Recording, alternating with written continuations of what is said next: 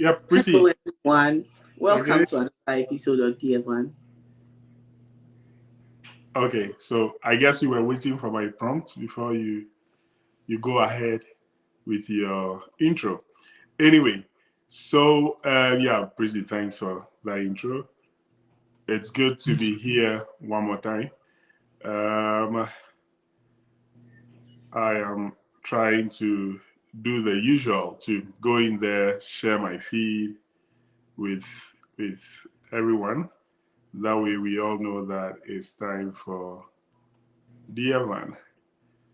So yeah, it's cold morning here. It's snowing actually, heavily snowing, and so wherever you are, welcome to another episode of DF1. As Prissy said earlier, I for some reason I'm not able to I should as stop well my. leave it for you to do your own thing. No. Eh, I'm not able. I'm not able to get over the fact that I've been asked from that role. So yeah, so No, you should take over. no. Okay, so it's another Saturday. We're happy to come your way with yet another episode of Dievan. Now, as usual, please go out there, share the feed, react. More importantly, let's know what you think about the topic in the comments. It's always good to have diverse views, diverse opinions, and that is how we all get to learn. And as I've said in the past, we are only here to share our opinions. We are just 2 out of 8 billion people in the world. We have limited perspective. We can only have um, our opinions to share. And so it would be good to have everyone else's opinion. And as usual, let's know you're here with us. Shoot a hello, shoot a hi out there so we know that you're here with us. And let's get this very interactive.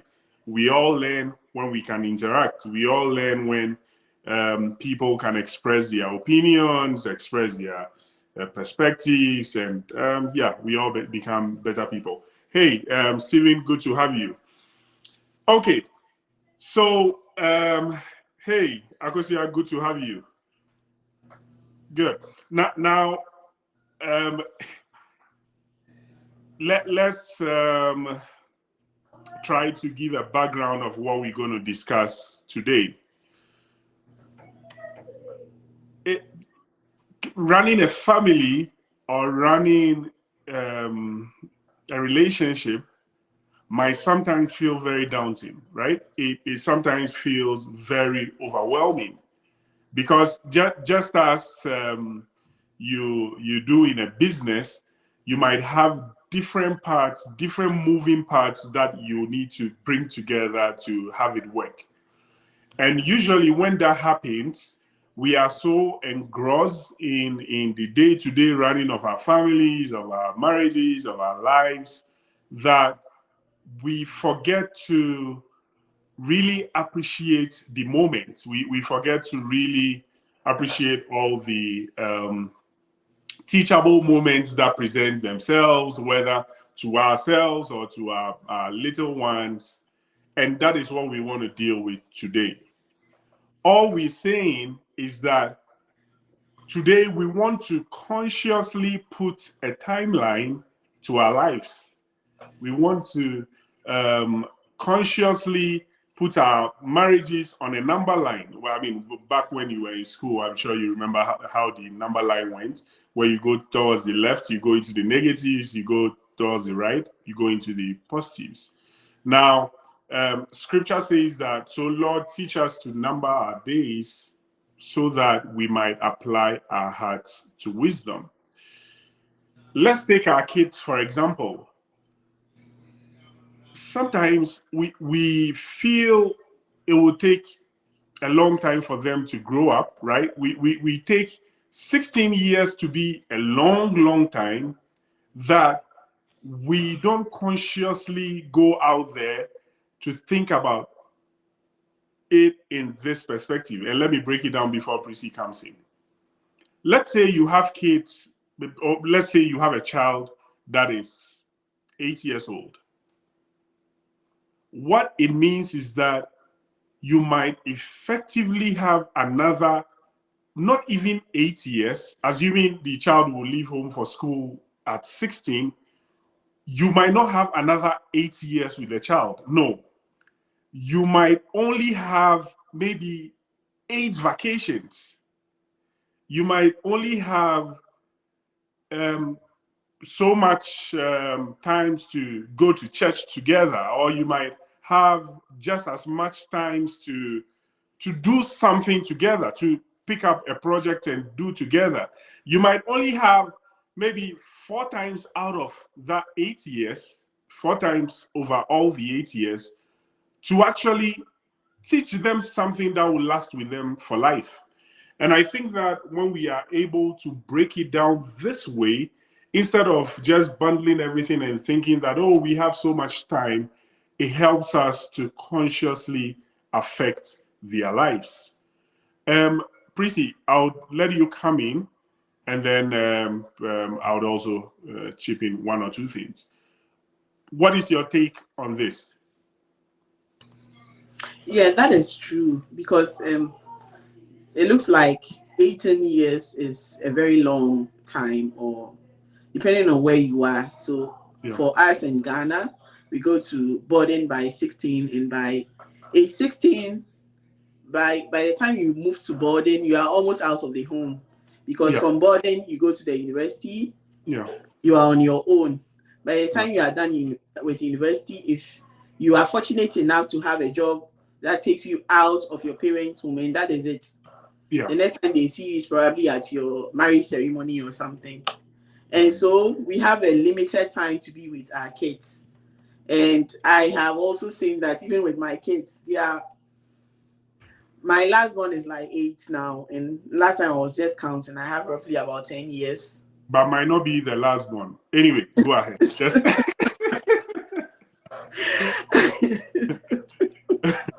So we have like 10 years to be with the last. Let's assume, let's assume that that's the last one. We'll talk about that later. I feel that if we want to impact something into them, then it is now. Right. Even from day one, when they come out into the world, that is the time that we should be able to do something for them. If you want to steer them in a certain direction, it is at that window, the period between the ages of the 0 to 16. Right. Because after that age, they are gone. They are like a bird. Like, they just fly out of there, out of the nest. So it's very important to take note of the timing. And that brings to mind, sometimes we have the opportunity to be with our kids, right? But because of the moment in which we find ourselves in, it doesn't occur to us that these are teachable moments. For example, every day you go pick up the kids from school. In your mind, for me personally, I take a break from work, drive to their school, pick them up, drop them at home, and drive back to work. So there is a tendency to always be thinking about, and when I get back to the office, I have this meeting I have to deal with, and when I get back to the office, I have to do this. That you actually lose sight of the fact that, hey, this is time, precious time you have with them within a very busy day. And so sometimes this is what happens practically. As soon as they hop into the car, sometimes I'll be in a meeting, like a virtual meeting, when they join the car. So as soon as they hop in, hey, daddy. The other person goes, hey, daddy. And I go like, hey, guys, I'm in a meeting, right? And then they tone down.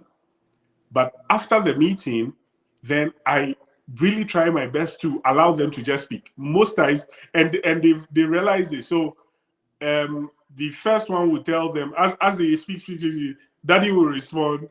Daddy will just say this. Daddy will just say this. Because it's more like I'm just allowing them, to speak, because I feel that it is also something we need to nurture in them, to just let them feel that you are hearing them, like like they can speak to you and you're hearing them. And so most of the things they are saying, really, if you want to juxtapose that to your life, you see that, and so what should I do with this? But these are precious things to them.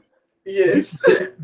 It's so important to them. Hey, and my mate in school did this, and my mate in school, then I follow up. Oh, okay. So what did you do after that? Then they get so excited and want to explain to you.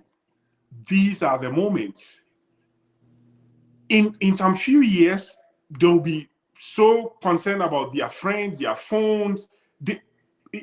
They wouldn't even want to have any interaction with you. Yeah. Exactly. And you wouldn't have the opportunity to instill in them any discipline, any sort of principles and all. So sometimes, because of how life is and how we have to go to work and chase money and make sure the home is able to work, we lose sight of these precious moments. And so, hey, I'm guilty of it, and I know it's not unique to me, but let's make it a conscious endeavor to really engage them, regardless of whatever they are saying. This is sometimes as they talk in my mind, I go like, okay, so what should I do with this information in my mind? But then I come back to my senses and try to ask a follow-up question and try to delve deeper, ask something so they can tell me more, and you would be actually building a very important bond here. Prissy, you want to come in?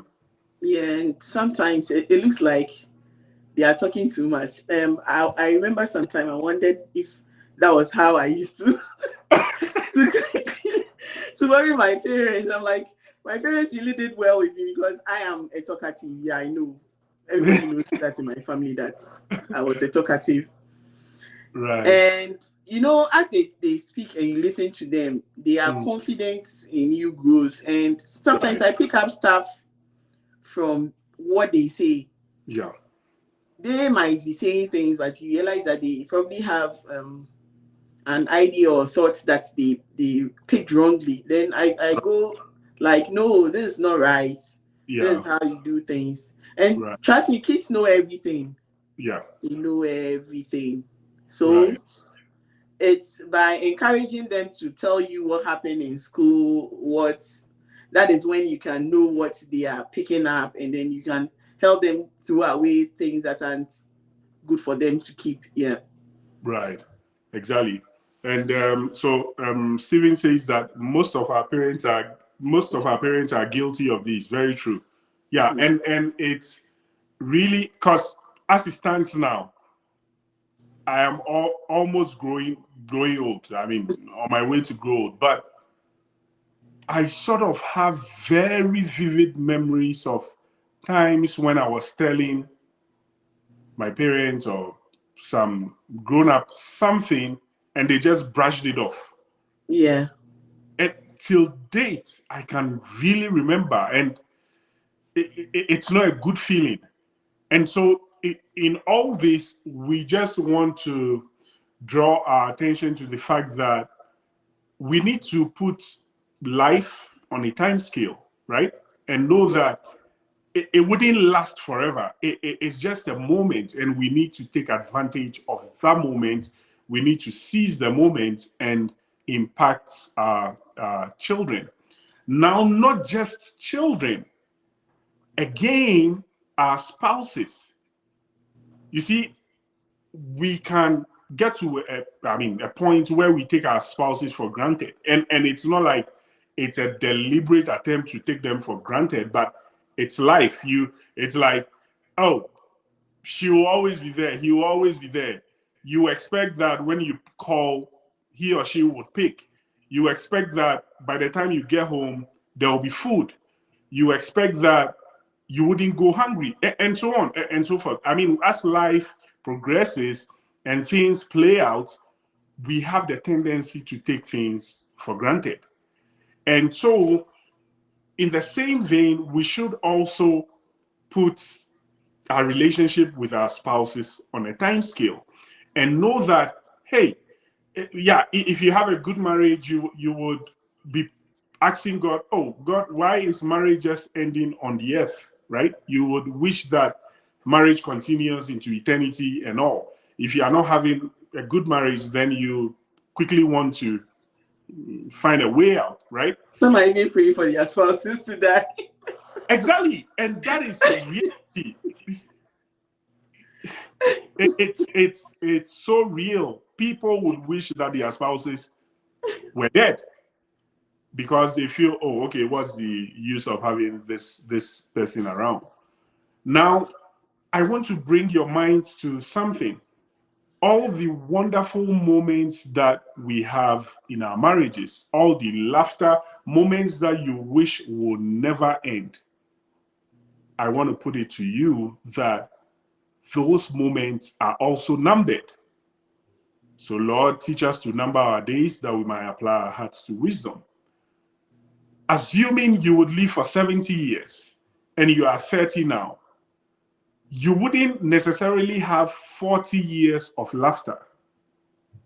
It might be that in a week you have a very serious moment where you really laugh all over the place. That would mean that you have 52 of those in a year.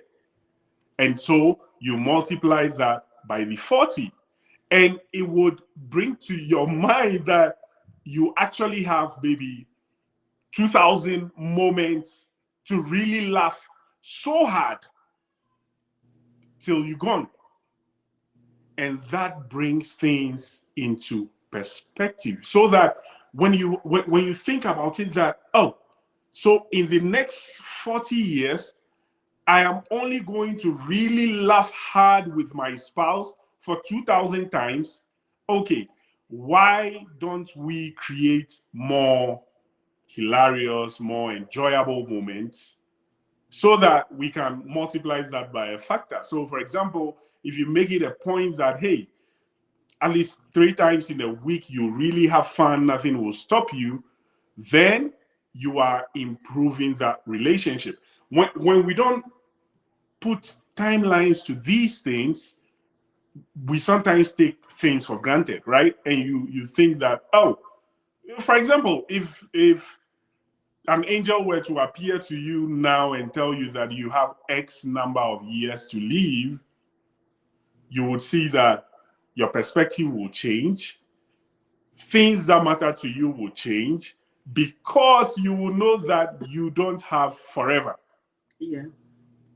And that is a good mindset we can have to live life with.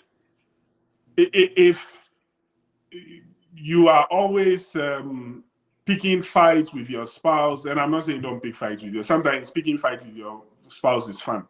You can go ahead and do it. But if it is your habit to always be picking fights with your spouse, think about it. For someone you say you love, all you are doing is that for the limited moments you have on this earth, you're just making it all about fights. Even boxers at the end of the day, after boxing and everything, wrestlers and everything, they hug themselves and all, and you are no boxer, right? And so I think it would always be good to put these things into perspective, put timelines to it. Then it makes us really appreciate these moments. Prissy, I don't know if you have any take on this. Yeah, so I also think that like you said, putting timelines on things would also make you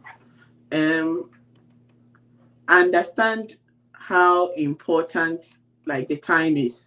If you know that you assume that we are living forever, Yeah. you have forever, like you can keep postponing things. Yeah. Yeah, so if you had to go out with your family to have fun, you say, okay, we have forever. Correct. So let's leave it. It can come later. Yeah. And then even if you have to probably choose a career path or something, I know some of our parents decided to quit their jobs to be at home, to have time for as their kids, because they felt that that time was necessary to cater for their kids. And some of us benefited from having to see our parents around all the time. Yes. Right. And so sometimes you can also put some career on hold for your kids. I don't say you should do that, but if it's necessary, you can. Also, if you have to also put your career on hold for maybe the welfare of the entire family, or change careers because of your family, it is also necessary. So maybe you are into you are in a career that takes all your time. Like the time you get home is when everybody is asleep. You barely see them by morning. You are in like 12, you are gone by 6 a.m. Nobody sees you, and that's been your life all this while. I think that sometimes you are married, but it's like you are absent. If you feel that there's a need that you change careers so that you have some time with the family, it's also good, because everything is not about money. Right. Yeah. So those are some of the considerations we can make. Right. Yeah. Thanks, Prissy. Akimbola, good to have you. So I was just running some rough calculations some weeks back, sorry. And I go like, okay, so most of us work from Monday to Friday, right? If you are in a good job, if you are in a not so good job, sometimes you can work the whole week till Sunday, right? Okay. Now, and I think to myself, most times we don't really like the people we work with. I mean, you have to work with them because it's a professional setting. Yeah. And you can't say, okay, I'm not going to work with you, I'm quitting. I mean, you can say that, but not in most cases. And you have to stay with those people for 8 hours each day, whether you like it or not. And your family, and I assume you like your family and your family likes you, your family is the group of people you can always come back with, have a good laugh, and not watch your back, like where you so comfortable. But think about it. 8 by 5 in the Monday to Friday scenario is 40, right? 40 hours with people you don't necessarily like. If you think critically about it, because of the stress that comes with work and everything, by the time you come home on a weekend, you want to rest. And you might end up not really spending time with the family like you would want to do. And so think about it. You might end up spending less than 10 hours of quality time over the weekend with your family. What it means is that you just give your family a quarter of what you give people you don't really like. And if you should be working for 40 years or 50 years of your life, just do the math. And it will clearly show you that if we don't consciously seize the moment to really be with the people that matter, we might be very successful in our careers, but at the end of the day, we'll look back and regret And no one will be there for us because we're not there for them. Yeah, no one will be there for us. I mean, maybe let's say a year ago or a little over a year ago, someone died in my office. I didn't know the person because we have a nationwide operation. I didn't know the person. There was a mail that went out and expressing, oh, we are sad for the passing of this person, this person. Then I said to myself, okay, let me see the next time anyone raises this again. And that was it. No one has spoken about that. But the kind of loss the family will feel will go on for years, especially depending on the kind of bond you people had. And so at the end of the day, you realize that because of how the systems in the world has been structured, you would end up spending time with people you don't like more than the people you like. And so you consciously have to make an effort to make those moments with your family really matter. And it can be with the kids, it can be with your spouse and all. We should let those moments count. We should throw away phones when we are with our spouses and with our kids. Yeah. We should ensure that, like, let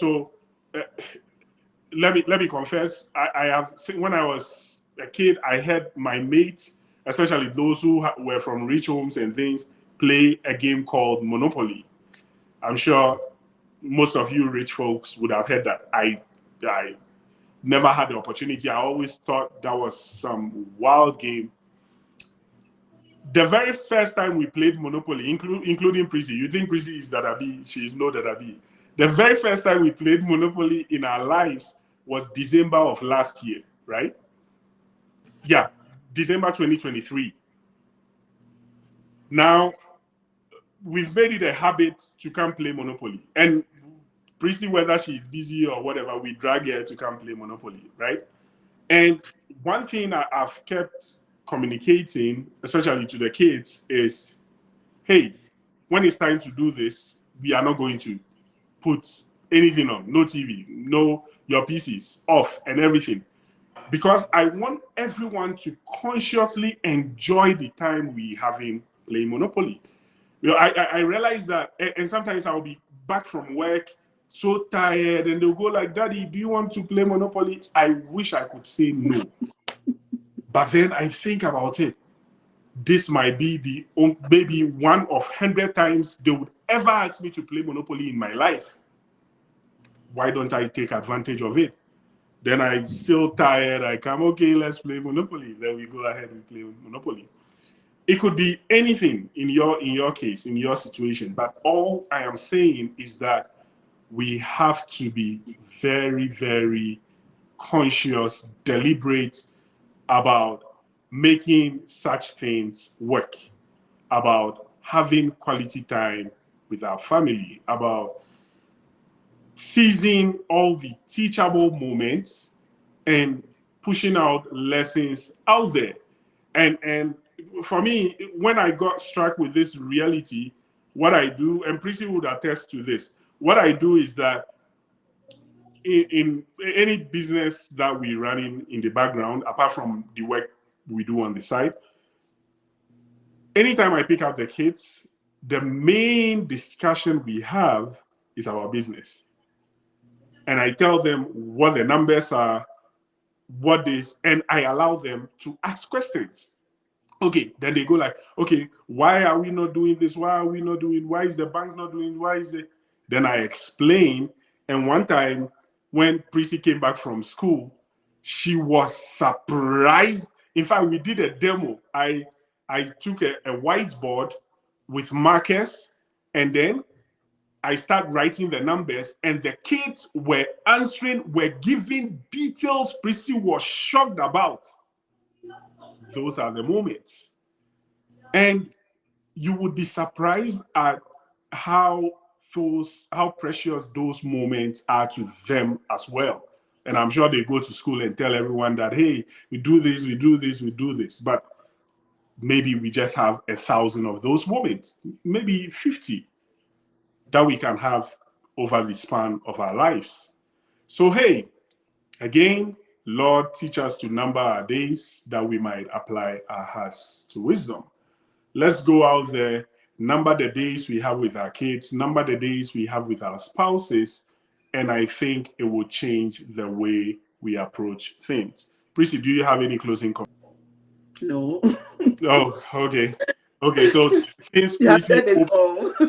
yeah, that's I'm not saying that's a way for Prissy to make me enjoy the moment. Anyway, Yeah. so thanks once again for joining us on today's episode of Dear Van. We don't take it for granted. We might only have 50 more Dear Vans, who knows? And so we don't take it for granted that we have this time together. We'll come back your way next week, right? With yet another episode. I'm sure by next week we would have our first, this is our story for this year. So watch out. So we draw down the curtains today with our usual quote. Always remember that no two relationships are the same. Thank you and bye for now. Bye.